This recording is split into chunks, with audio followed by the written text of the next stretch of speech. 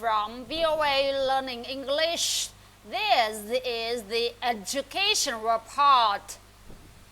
Imagine you are a student in Mexico and your teachers ask you to write a report about the country's ancient Aztec civilization.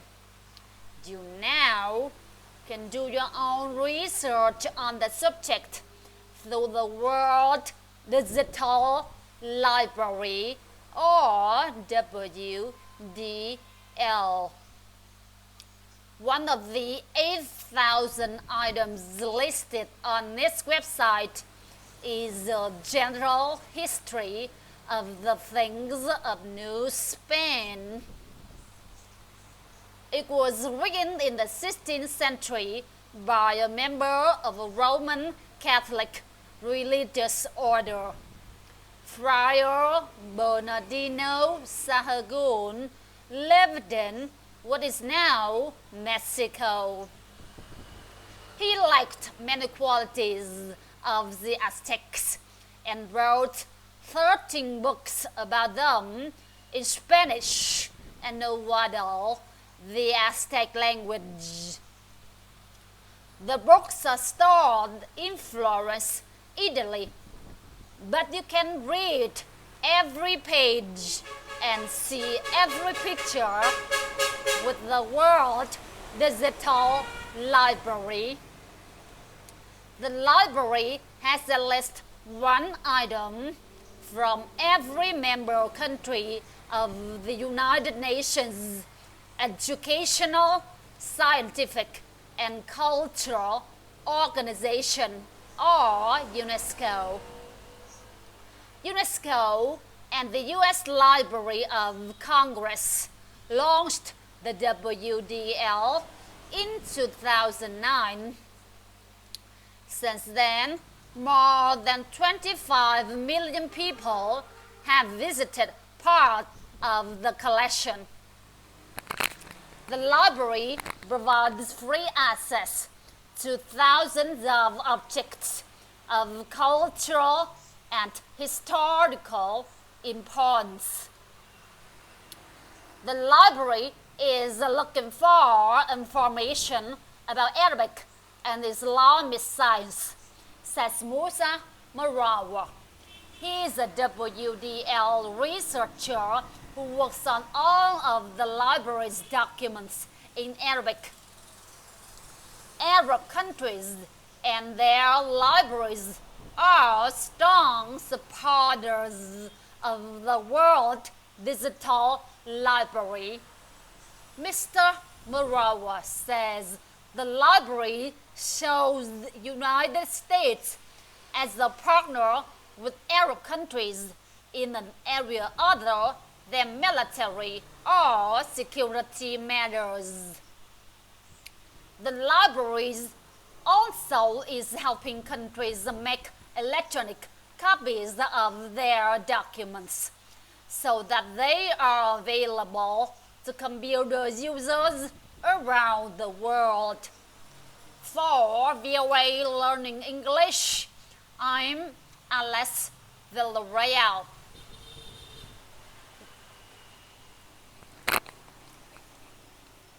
From VOA Learning English, this is the Education Report. Kid Pen Alley is a non-profit organization that holds songwriting workshops for students across the United States. The organization recently visited a school in the Anacostia area of Washington. The children presented a concert with the help of songwriter and recording artist Paul Reisler. He established Kid Pen Alley in 1999. Since then, he has worked with more than 35,000 students and produced more than 2,200 songs. He says the power of music can teach children skills they might not learn in schools. He believes the American educational system is focused too much on standardized tests designed to measure knowledge. But Paul Reisler says we now live in a creative economy. He says his group is trying to inspire children to be creative. At our elementary school in Anacostia, 95% of students come from poor families. Marlon Ray is the school's dean of students. He says some of the children have difficult lives, but he says these kids still want to strive for greatness. Jonna Turner is director of programs at the school. She says the 4th and 5th grade students are often focused on more than school. Some have to help their families or live in homeless shelters.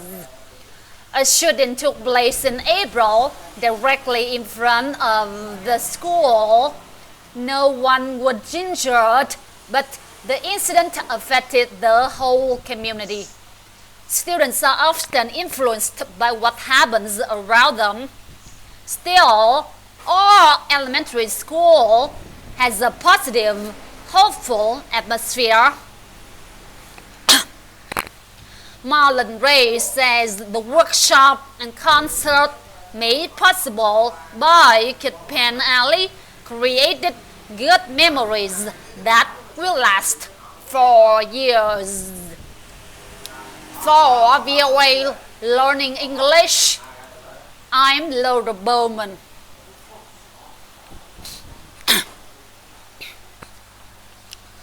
From VOA Learning English, this is the Education Report. Many Syrians are trying to study overseas while a civil war continues in their country. Thousands of Syrian university students sought help when they learned there was money to help them continue their education. Lynn Alzabak is with Zusur, an organization for Syrians living overseas. Zusur joined with the American-based Institute of International Education to create the Syria Consortium for Higher Education in Crisis. More than 40 universities in the United States and Europe agreed to provide emergency aid to Syrian students and professors. Each university decides which students to accept. Universities in the consortium is American Universities in Washington. It is supporting a Syrian graduate student and a faculty member in the University School of International Service. Daniel Bakayes is the Vice President of the Institute of International Education. She expects there will be 8 opportunities for 600 Syrian students during the next few months. She notes that a former president of Portugal, Jorge Sampaio, launched a scholarship program called the Global Platform for Syrian students. He created the programs because of Portugal's history of educating Jewish refugee children during World War II. The Institute of International Education also has a scholar rescue fund for university professors and researchers in any countries in crisis. This year, the fund found places for 30 student scholars in 5 countries. All of the scholarship programs may be found online at iie.org. For VOA Learning English, I'm Alex Villarreal.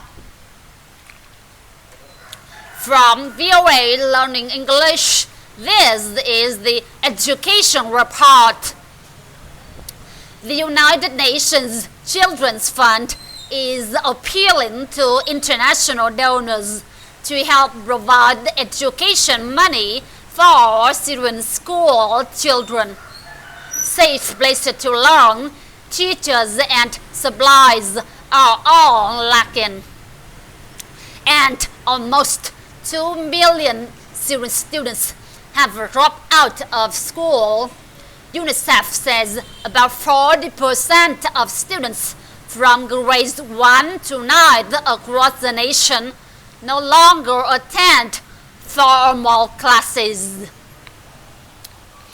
UNICEF spokeswoman Maurice Mercado says about half of those children are now refugees in Lebanon, Jordan, Iraq, and Turkey.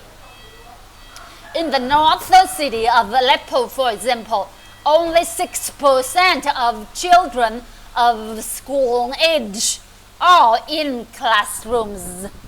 But the school year there and in other locations began as planned on September 15.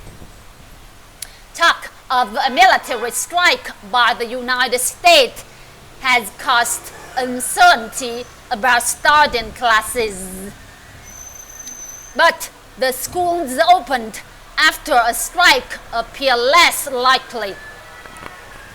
Still, many children who once walked to school are now taken there by their parents, and other families have simply left the country.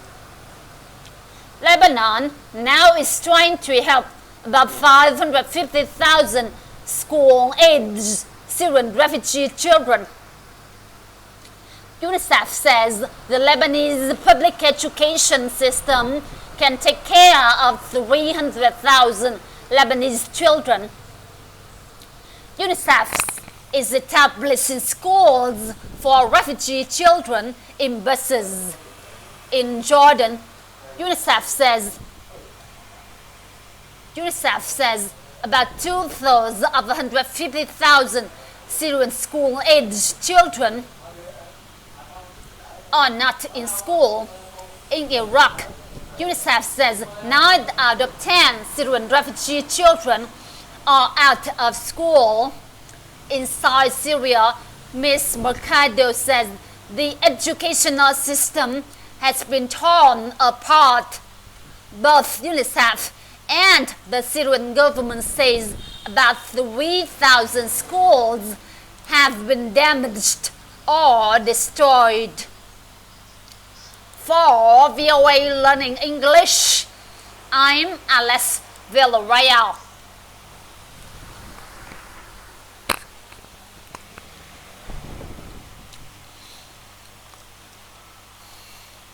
From VOA Learning English, this is the Education Report.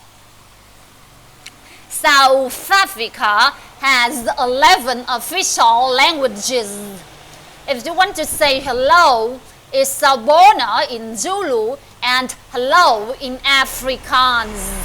Now, South African school children may start using ni hao to say hello. The country's education ministries hopes to add mentoring language classes in some schools. Mandarin is the official spoken language of China. That country is a major trading power for South Africa. The two countries recently signed an agreement that identifies the 5 areas of cooperation. They include curriculum development, mathematics and science, teacher training, and research and development in basic education. South African officials have not said how much the mentoring language classes will cost. Joy Martens works for the Ministry of Basic Education.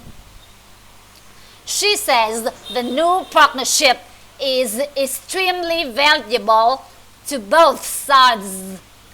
The part of the plan that has gained the most attention is a proposal to offer mentoring classes in schools. Last year, a public opinion survey showed that South Africans have mixed feelings about China. It found that 46% of South Africans says do not like the spread of Chinese ideas and customs in their country, and 60% of South Africans said they dislike Chinese music, movies and television. But Ms. Martin says trying with China is more important than those feelings.